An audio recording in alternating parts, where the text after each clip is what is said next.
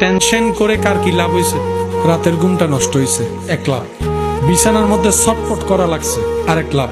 ভালো কথা শুনলো মেজাজ গরম হয়েছে, 1 লাখ।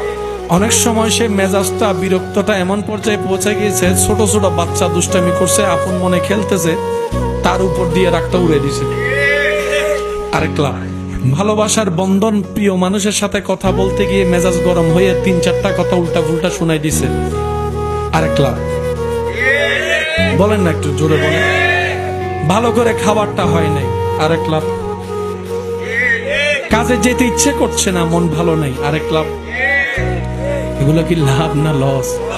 এবার আপনি সিদ্ধান্ত নিয়ে বলেন, আমরা কি লস চাই না লাভ চাই?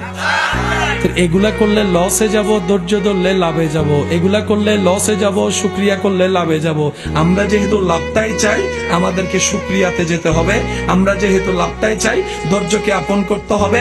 কারণ মুসলমানদের জীবন দুনিয়াতে শেষ হয় না, আখেরাতে তাদের অনন্তকালের জীবন শুরু হয়। মুসলমানদের ঈমান আখেরাতে আছে। কথা বলেন ঠিক কিনা?